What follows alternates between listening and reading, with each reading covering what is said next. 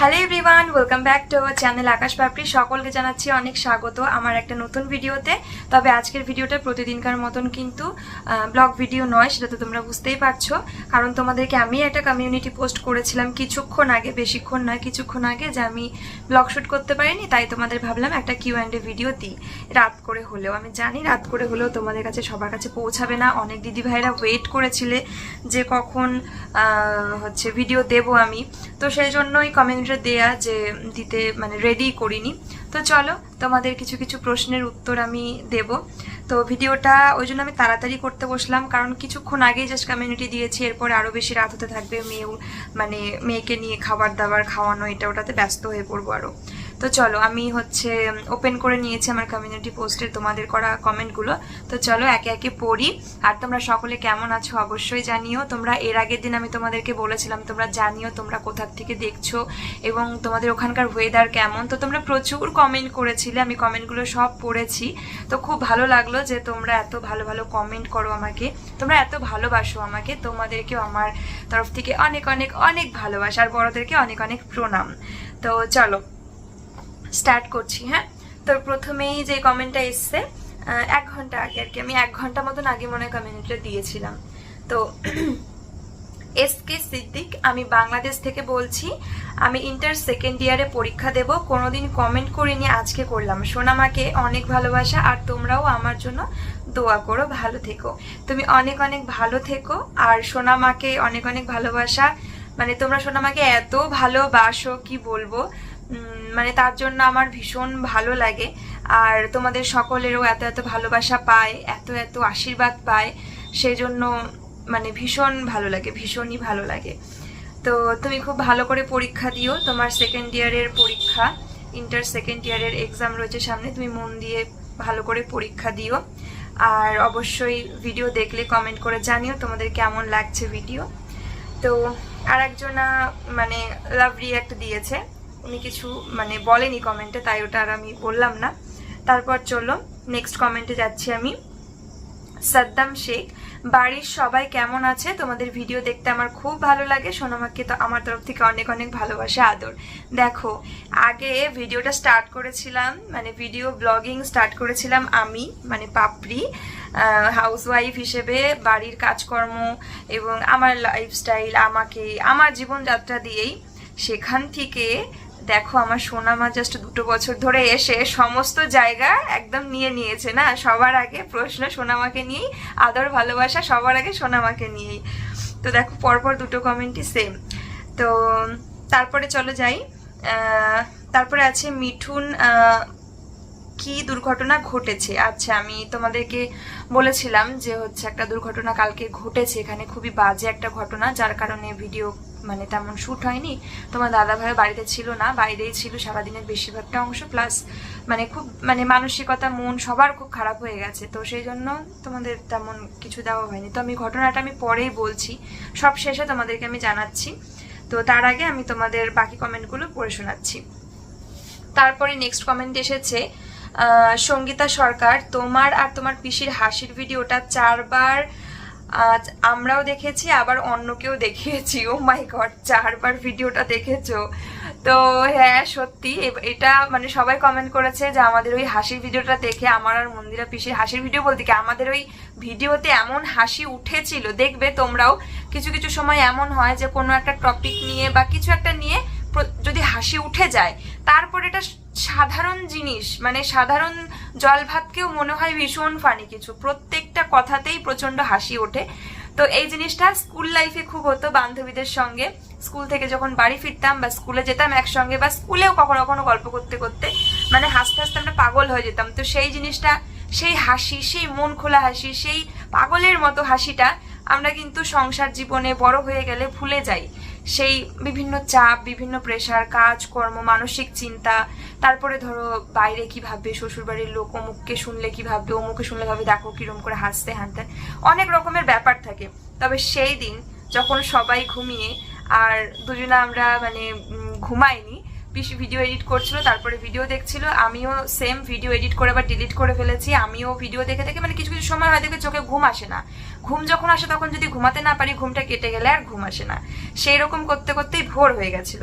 তারপরে তো শুরু হলো আমাদের, বাইরে এসে পিসি বললো যে মিষ্টি খাবো, মিষ্টি খাবো না, বললো পাপড়ি কি মানে খিদে পেয়েছে রে, কিছু একটা খাবো, বিস্কুট মানে বিস্কুট একটা বিস্কুট খেয়ে একটু জল খাবে।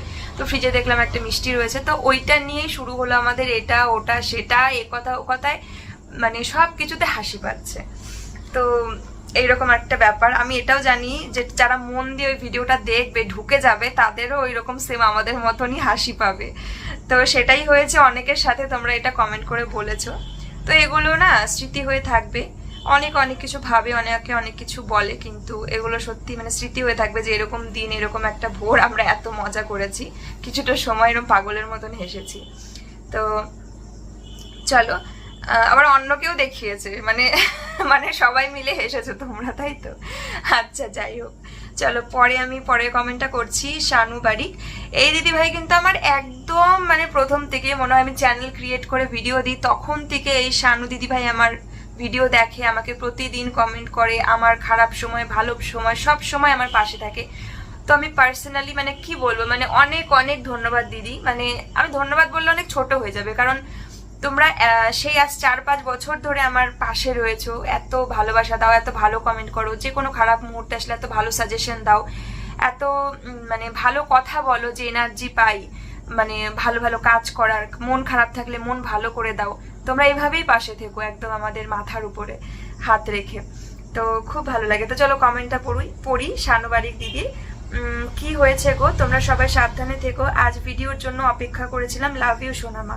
দেখো প্রথমে কিন্তু চিন্তা করে ফেলেছে দিদিভাই যে কি হয়েছে, কি ঘটনা ঘটেছে। আমি ঘটনাটা বলছি, খুব ভীষণই খারাপ একটা ঘটনা।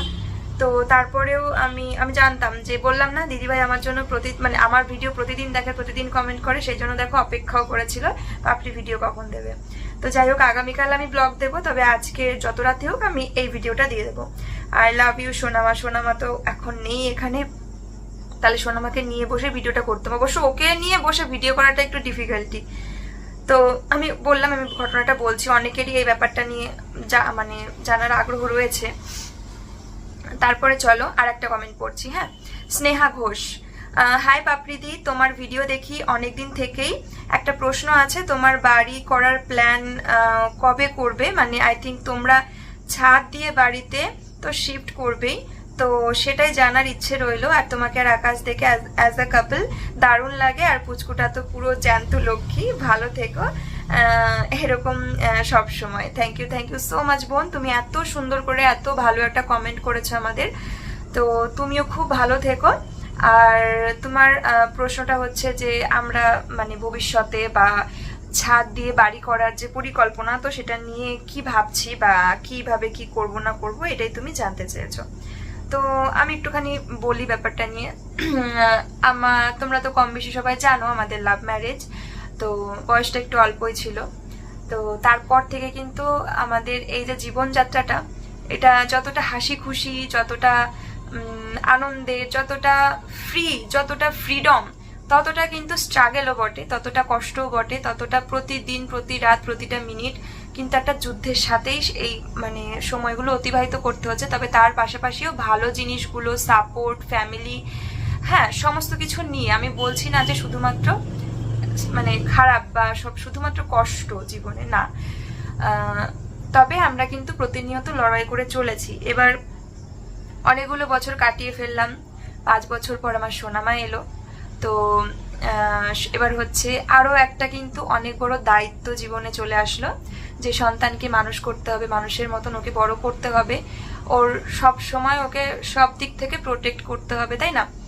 তো আমরা দুজনে যেভাবে একসাথে মিলেমিশে আর্নিং করেছি, একটু একটু করে কিছু কিছু জিনিস আমরা করার চেষ্টা এখনো করছি, এবং আরো বড় বড় চিন্তা ভাবনা রয়েছে, মানে মাথার উপরে আরো অনেক চাপ রয়েছে, এবং একটা জেদও রয়েছে যে অবশ্যই কখনো সেটা যত বেশি সময় লাগুক না কেন, আমি এখনই সেটা বলতে পারছি না কম সময় বা বেশি সময়, সেগুলো পূরণ করব। তো তার মধ্যে এইটাও, তার মধ্যে তুমি যে প্রশ্নটা করেছো তোমার জানার ইচ্ছা, সেটা এইটাও। কারণ দেখো, সমস্ত নিজের মানে স্ট্রাগল করে একটু একটু করে তিল তিল করে উপার্জন করে কিন্তু অনেক কিছু করেছি। মেয়ে হওয়ার পরে মেয়ের জন্য এসি, তার আগে পর্যন্ত আমাদের লাইফস্টাইলের, আমাদের সংসার খরচ, আমাদের জীবনযাত্রা, রোগ অসুস্থতা সমস্ত কিছু তো মিলিয়ে মিশিয়ে রয়েছে, তো সেগুলোরও একটা যথেষ্ট বাজেট রয়েছে। তো সেগুলো না থাকলে শুধু হয়তো অনেক বেশি মানে শুধু সব যদি জমাতে পারতাম তাহলে হয়তো আজকে আমি একটা বাড়ি করে ফেলতেই পারতাম। যদি আমরা যা উপার্জন করেছি আমাদের নিজেদের বা যতটা খরচ বা যা যা খরচ আমরা করি সমস্ত কিছু যদি চাপ আমাদের মাথার উপরে অতটা না থাকতো তাহলে হয়তো আমরা আজকে একটা বাড়ি করে ফেলতে পারতাম। তবে অনেক দিক থেকে অনেক রকমের চিন্তা ভাবনা, অনেক রকমের জিনিস আমাদের সামলাতে হয়, তো সেই জন্য কিন্তু সেটা অত তাড়াতাড়ি সম্ভব হচ্ছে না।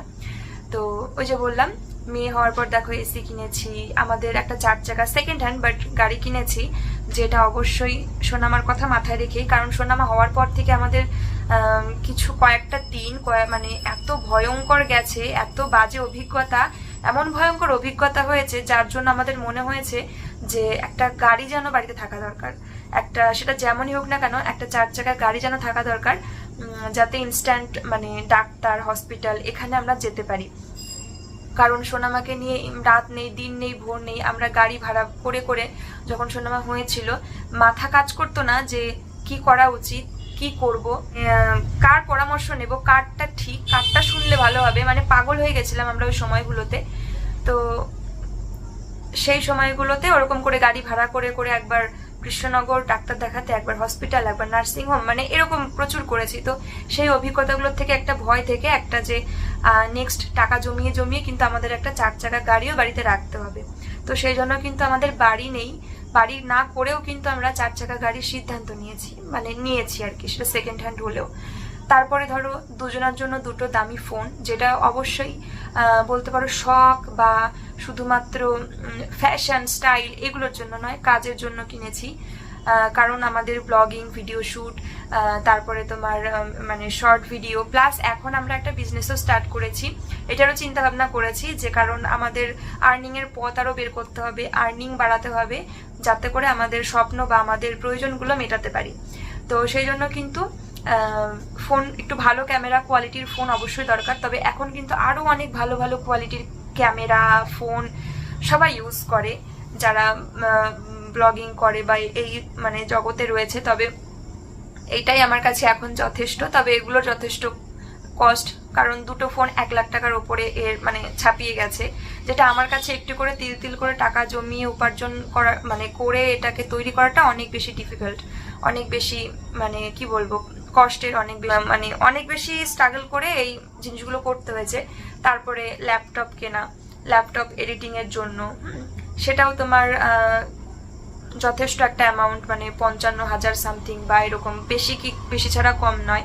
তারপরেও এইরকম আমার জুয়েলারি বিজনেসের জন্য আমাদের একটা মেশিন কিনতে হয়েছে, প্রিন্টার মেশিন, মানে এগুলো ছোটোখাটো কি এইগুলো কিছু একটা মানে চোখে দেখা যাচ্ছে যে এই জিনিসগুলো কিন্তু আমরা আর্নিং করে করেছি। তারপর ধরো আমি যে টিনের ঘরে থাকতাম সেই ঘর থেকে আমার এই ঘরে আসার পরে এই যে ঘরগুলো ছিল যে অবস্থায় ছিল সেখানে শুধুমাত্র বসবাস করবার মতন অবস্থা ছিল না, এই জিনিসটাকে আমাদের সাজিয়ে গুছিয়ে বসবাস করবার মতন একটা উপযোগী ঘর বানাতেও আমাদের, থাকার জন্য যথেষ্ট ব্যবস্থা করতেও কিন্তু আমাদের যথেষ্ট খরচ হয়েছে, যথেষ্ট মানে মানে উপার্জন করে সেটা আমাদেরকে এগুলো মানে নিজেদের উপার্জনের অর্থ দিয়ে এগুলো করতে হয়েছে।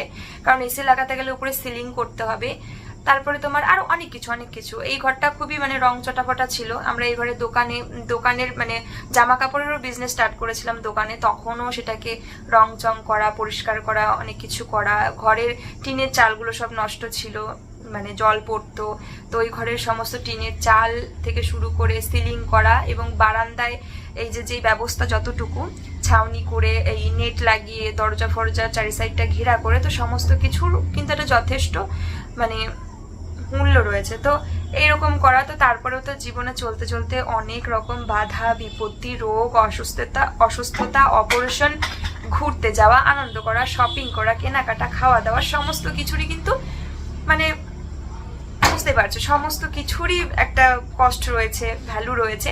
তো সব কিছু মিলিয়ে মিশিয়ে চলছি। এবার সব কিছুর থেকে যেন একটা বাড়ি করাটা অনেক হিউজ অ্যামাউন্টের ব্যাপার, এগুলোর মতন এতটা মানে সহজলভ্য নয়, এগুলোও সহজলভ্য নয় আমার কাছে, তবুও এগুলোর মতন এতটাও ইজি নয়। তো সেই জন্য অবশ্যই মাথায় এই চিন্তাটা আছে, এবং মানে সেই চিন্তাভাবনাটা মাথায় রেখে চলছি। এবং চেষ্টাও করছি যাতে আগামীতে তোমরা যে কমেন্ট মানে তুমি যে কমেন্টটা করেছো এই তোমার এই লেখা কথাগুলো পূরণ করতে পারি। মানে আমার তো এটা স্বপ্ন, তো এই দিনটা যাতে দেখতে পারি।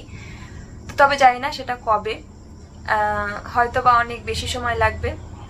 তো এই আর কি, আমি এই একটা সাধারণ বিষয় নিয়ে হয়তো অনেক কিছু বলে ফেললাম, কারণ মনের ভিতরে অনেক মানে এইটুকুই শুধু নয়, আরো অনেক অনেক অনেক কিছু। তারপরেও দেখো এই জীবনে চলার পথে অনেক আনন্দ ফুর্তির সময় আসে। এই যে মেয়ের জন্মদিনের অনুষ্ঠান করলাম, একটু আমার কাছে এটা বড়সড় করেই, এই যে 1 বছর জন্মদিন করলাম, তো সমস্ত টোটাল কস্ট নিজেদের উপার্জিত টাকায় করা। তো এটা আমার কাছে একটা গর্বেরও বিষয়। তো এগুলো একটা অনেক বড় শখ, যে যেন এগুলো করতে পারি, এটা করতে পারি, ওটা করতে পারি, জীবনের সেই শখগুলো, সেই স্বাচ্ছন্দ্যগুলো, প্লাস মেয়েকে যেন এই দিনগুলো দিতে পারি সন্তানকে। তো সেই জন্যই করা, প্লাস টুকটাক করে আমার এটাও ইচ্ছা যে টুকটাক করে কিছু গোল্ড কিনে রাখা ভবিষ্যতের জন্য মেয়ের জন্য। তো এই রকম অনেক ছোট ছোট চিন্তা আমার মনের মধ্যে কাজ করে, এবং ওই যে বললাম তুমি যেটা বললে সেটা যেন একদিন পূরণ করতে পারি, সেই চেষ্টাটাও, সেই ইচ্ছাটাও আমার মধ্যে রয়েছে, সেই চেষ্টাটাও রয়েছে, আমরা করছি মিলেমিশে। তোমরা প্রে করো যেন সেই দিনটা আনতে পারি। তো চলো আর একটা কমেন্ট পড়ছি। বর্ষা ব্লগস, কি হয়েছে? হ্যাঁ বলছি, সবার ওই একটা প্রশ্ন নিয়ে খুব চিন্তা। তারপরে রয়েছে চৈতালি পালু, তোমার বাড়ির ওখানে কি দুর্ঘটনা ঘটেছে? দেখো সেম কোশ্চেন আমি বলছি, দাঁড়াও আদার্স কমেন্টগুলো রিপ্লাই দিয়ে নি। তারপরে লিখেছে আর একজন দিদি ভাই, সঙ্গীতা সরকার, কি যে বলবো সেটাই ভাবছি। তুমি আর আকাশদা কতদূর পড়াশোনা করেছো? তোমার ছেলে হলে ভালো হতো নাকি সোনামাই ঠিক আছে? কি প্রশ্ন করেছো তুমি, বাপরে বাপ। তো আমরা পড়াশোনা করেছি, আমি গ্র্যাজুয়েশন কমপ্লিট করেছি, বিয়ের পর আমার গ্র্যাজুয়েশনটা কমপ্লিট হয়েছে, তখন আমি ফার্স্ট ইয়ার পড়ি। তবে গ্র্যাজুয়েশন করার পরে কিন্তু আমার ডিএড করার খুব ইচ্ছা ছিল, মানে আগে থেকে একটা পড়াশোনা চলাকালীনও তো স্টুডেন্টদের একটা প্ল্যান থাকে যে এটার পর এটা করবো, এই কোর্সটা করবো, ওটা করবো, সেটা করবো। আর এখনকার সময় তোমরা সবাই জানো, সাধারণ ওই মাধ্যমিক, এইচএস বা মানে বিএ কমপ্লিট করেই হয় না, বিভিন্ন রকমের চাকরি বা বিভিন্ন রকম কাজের জন্য বিভিন্ন রকম ডিগ্রি দরকার। আর সেখানে সেই জিনিসগুলো কিন্তু যাদের অর্থ নেই, যারা আর্থিকভাবে দুর্বল, তারা কিন্তু অর্থের অভাবে সেগুলো করতে পারে না। এবং অনেকে আছে, অনেক স্টুডেন্টদের অনেক ভালো মার্কস থাকা সত্ত্বেও তারা কিন্তু এগুলোর থেকে বঞ্চিত হয়। তারপরে এখন তো চাকরি বাকরির যা অবস্থা, কোনো কথাই নেই। তো আমার মাধ্যমিকে হাই সেকেন্ড ডিভিশন এবং এইচএসে উচ্চ মাধ্যমিকে ফার্স্ট ডিভিশন মার্কস ছিল। তো তারপরে বিএ কমপ্লিটটা করার পরে এই মানে ডিএড করার ইচ্ছা ছিল, তবে হ্যাঁ সেটাই কারণ, আর্থিক দুর্বলতার জন্য কিন্তু বিয়ের পরে আমি সেটা কমপ্লিট করতে পারিনি, বা করতেই পারিনি, কমপ্লিট বলছি, করতেই পারিনি। তবে এখন আমি পারতাম, মানে এখন আমি এই সময়টা যদি তখন হতো, তাহলে আমি পারতাম করতে। তবে এখন তো এত রকমের কাজ, তার উপর আমার সন্তান, তো এগুলোর মধ্যে আমি তো এখন ভাবতেই পারি না যে এটা সম্ভব হবে আমার পক্ষে। এই হচ্ছে ব্যাপার, যখন সময় থাকে তখন কোনো না কোনো কারণের জন্য সেটা সম্ভব হয়নি, আর যখন সম্ভব তখন সময় আর নেই। তবে জানি না কোনটা ঠিক কোনটা ভুল, যাই হোক করা হয়নি এটা। আর হ্যাঁ, এই কথাটা, তোমার ছেলে হলে ভালো হতো নাকি মেয়েই ঠিক আছে? দেখো, আমাদের মধ্যে বলতে সমাজের মধ্যে বেশিরভাগ মানুষের মনেই একটা চিন্তা ভাবনা, সন্তান ছেলে হতে হবে, প্রথম সন্তান ছেলেই হতে হবে, এবং ছেলে সন্তান একটা থাকতেই হবে। আমি যখন প্রেগনেন্সিতে ছিলাম কখনোই এটা আমি ভাবতাম না। তবে আমি এটা বলি, অনেকেই ফ্যামিলির বা অনেকেই রিলেটিভদের এটাই আশা করতো যে যেন ছেলে হয়। তবে আমি কখনো এটা চিন্তা করতাম না যে আমার ছেলে হবে না মেয়ে হবে, ছেলে হলে আমি খুশি, মেয়ে হলে আমি অখুশি। যদি এরকম যারা বয়োজ্যেষ্ঠ মানুষ না প্রেগনেন্সিতে দেখবে বলতো যে তোর কিন্তু ছেলেই হবে, তোর চেহারা দেখে বোঝা যাচ্ছে, তোর মানে পেট দেখে বোঝা যাচ্ছে, তোর মুখ দেখে বোঝা যাচ্ছে, তোর ঘাড় দেখে বোঝা যাচ্ছে, এইরকম বলতো। তো আমি সেই জিনিসগুলোকে অতটা মনের মধ্যে ঢোকাতাম না কিছুই, কারণ ওনাদেরকে আমি আর কি বোঝাবো, বয়স্ক মানুষদের কি বুঝিয়ে পারা যায় যে এখনকার সময় এসব কোনো ব্যাপার না, এগুলো কোনো কথা না, ঠিক আছে ওনারা বলছে বলুক। কিন্তু আমি ওগুলো কখনো মনে রাখতাম না যে উনি বলেছে আমার ছেলে হবে, তাহলে কি মানে তাহলে আমার ছেলেই হবে, এরকম ভাবতাম না কখনো। বা যদি কেউ কখনো এটা বলতো যে তোর কিন্তু মেয়ে হবে, তাহলেও আমি এটা ভাবতাম না, তাহলে আমার মেয়ে সন্তান হবে, আমার ছেলে হবে না, ছেলে সন্তান আমার পেটে নেই, এগুলো আমি কখনো ভাবতাম না। আমি এটাই ভাবতাম যেই বেবিটা আছে, একটা বেবি, একটা ছোট্ট হার্ট, একটা ছোট্ট প্রাণ আমার শরীরে, নরম সব ছোট ছোট হাত, ছোট ছোট আঙুল, ছোট ছোট পা, সে যেন সশরীরে সুস্থভাবে পৃথিবীতে আসে, আমার কোলে আসে, সেজন্য সম্পূর্ণ দিক থেকে, শারীরিক দিক থেকে যেন সম্পূর্ণরূপে সুস্থ থাকে, ভালো থাকে এবং ভালোভাবে যেন আমার কাছে এসে ওর জন্য কোনো ক্ষতি না হয়। আমি শুধু এটাই ভাবতাম এবং সেটাই হয়েছে আমার সাথে। এবং আমি সোনামাকে পেয়ে অনেক অনেক খুশি। আমি, আমার হাজবেন্ড, আমার ফ্যামিলি সবাই, মানে আমার অনেক ভাগ্য, আমার অনেক কপাল, ভগবান আমাকে সোনামার মতন একটা সন্তান আমার কোলে দিয়েছে। আমি গর্বিত, আমি একটা কন্যা সন্তানের মা। তো এর থেকে বেশি আর কি বলবো বলো। আমি ওরকম কখনো কিছু ভাবতাম না। এবং যারা মানে প্রেগনেন্সিতে থাকে, মানে প্রেগনেন্সি জার্নিতে রয়েছে, মানে যদি বুঝি যে কেউ টেনশন করছে বা কি হবে এই কথাগুলো ওঠে, আমি সবাইকেই একটা কথাই বলি যে কখনো এটা টেনশন করবে না, ছেলে হলে ভালো নাকি মেয়ে হলে ভালো, ছেলে চাই বা মেয়ে চাই, এগুলো কখনো ভাববে না। তুমি একটা সন্তান জন্ম দিচ্ছ, একটা সন্তান, একটা প্রাণকে পৃথিবীতে আনবে, সে যেন ভালো থাকে, তুমি শুধু এই দিকটা দেখো, এই কামনা করো এবং এটা ভেবেই ভালো থাকো। তো আমার কাছে এটা কোনো মানে ম্যাটারই করে না সন্তান ছেলে বা মেয়ে। তারপর এবার চলো পরের কমেন্ট পড়ছি। নমিতা দেবনাথ, দিদিভাই কেমন আছো, সোনামা কেমন আছে, বাড়ির সবাই কেমন আছে, তোমার ভিডিও প্রথম থেকে দেখি, আমার নামটা বলো। আচ্ছা আমি তো বলেই দিলাম, নমিতা দেবনাথ, আমরা ভালো আছি, তুমি কেমন আছো অবশ্যই জানিও। আর তুমি প্রথম থেকে আমার ভিডিও দেখো, খুব ভালো লাগলো জেনে, থ্যাংক ইউ সো মাচ। এভাবেই পাশে থেকো, আমাদের ভিডিও দেখো এবং কমেন্ট করো।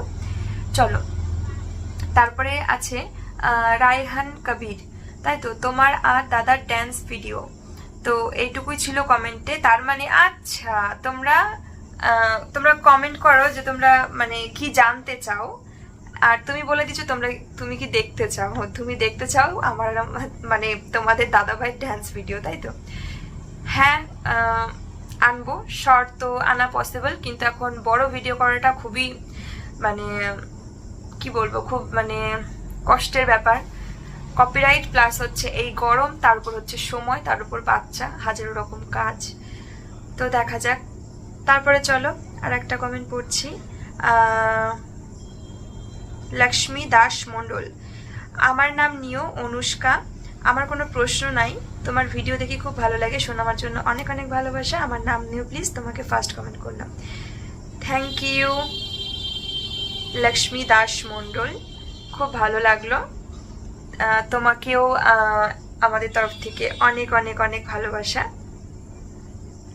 আর সোনামাকে তো ভালোবাসা সবাই দিয়ে উজাড় করে দিয়েছে। তারপরে চলো আর একটা কমেন্ট পড়ছি। চৈতালি পালু, তোমার বারান্দার ফ্রিজটা কবে কিনলে? আমার বারান্দার ফ্রিজটা কিন্তু আমার বাপের বাড়ির থেকে দিয়েছে, আমার কেনা নয়। তো চলো, আমি সবার কমেন্ট পড়ে নিয়েছি এইটুকু সময়ের মধ্যে। যাদের যাদের কমেন্ট এসেছে, দেখো ভিডিওটা কত বড় হয়ে গেল এই কটা কমেন্ট নিয়ে, আর কমেন্ট আসলে ভিডিও কত বড় হতো। যাই হোক, এবার আমি বলে দিই কি দুর্ঘটনা, মানে ব্যাপারটা মানে বলতেও খুব লাগছে, তবু আমি একটু বলেই দিচ্ছি তোমাদের। আমাদের এখানে, আমাদের পাড়ার, আমাদের এলাকার একটা মেয়ে ক্লাস 8-এ পড়ে, ছোট একটা বোন। তো ও স্কুল থেকে বাড়ি ফিরছিল, আমাদের বাড়ির সামনে যে রোডটা, এই রোডটা ধরেই আমাদের স্কুল রোডের দিকে গেছিলো। তোমার দাদা ভাইয়ের হাই স্কুল এবং আমি মাধ্যমিক উচ্চ মাধ্যমিক দিয়েছি, তোমাদের মাঝে মাঝে ভিডিওতে আমি শেয়ার করেছি। তো ওই রোডটাতেই ওর সাথে একটা অ্যাক্সিডেন্ট হয় একটা লরির সঙ্গে। তো লরির পিছন দিক থেকে, আর সেই অ্যাক্সিডেন্টটার কারণে কিন্তু ও পৃথিবী ছেড়েই চলে যায়। তো এটা নিয়ে মানে এইটার জন্য আর কি কালকে ভীষণ একটা বাজে মানে কি বলবো, কি বুঝতেই পারছো, এবার পাড়ার একটা মেয়ে, ছোট একটা মেয়ে স্কুল থেকে মানে বাড়ি ফিরছিল না, বান্ধবীর বাড়ি যাচ্ছিল, তো এরকম একটা ঘটনা ঘটে। তো এটা নিয়ে আর কি বলবো বলো। তো এটা নিয়েই আর কি থানা, তারপরে তোমার হসপিটাল, এগুলো পাড়ার লোকজনেরা, তোমাদের দাদা ভাইও ছিল সেখানে, এগুলোতে আর কি ছিল সবাই ব্যস্ত। একটা মায়ের সবকিছু সব ঠান্ডা হয়ে যাবে, সব স্বাভাবিক হয়ে যাবে, কিন্তু ওই যে মায়ের কোল শূন্য হয়ে গেল না, ওইটা কোনোদিনও পূরণ হবে না। ওই জায়গাটা কোনোদিনও মানে যে ছিল তা সে যে খালি করে দিয়ে গেল, সেই খালিটার কোনোদিনও পূরণ হবে না। আর তার কষ্টটাও কেউ কোনোদিনও ভাগ নিতে পারবে না বা কষ্ট কমিয়েও দিতে পারবে না। তো এই আর কি ব্যাপারটা। ছোট একটা মেয়ে সারাটা জীবনই পড়েছিল। তো চলো আমি ভিডিওটা এখানেই এন্ড করছি। অল্প কিছু কমেন্ট পড়লাম, তোমরা কমেন্ট করেছো এটুকু সময়ের মধ্যে অনেক জনা, এবং তাতেই যথেষ্ট বড় হয়ে গেছে ভিডিওটা। আসলে মন খুলে প্রাণ খুলে একটু কথা বলতে গেলে না ভিডিও বড় হয়ে যায়, অনেক কথা থাকে তো সেগুলোকে মানে মন খুলে কথা বলা যায় না। যদি ভাবি যে ভিডিও লেন্থ বড় হয়ে যাচ্ছে, ছোট করে কথা বলতে হবে, অল্প করে কথা বলতে হবে। যাই হোক, আজকে সেরকম একটু মন খোলা কথা বলে ফেললাম। তো তোমরা জানিও, কমেন্ট করো তোমাদের মতামত, কমেন্টে জানিও তোমাদের কেমন লাগলো, কি বৃত্তান্ত। চলো টাটা।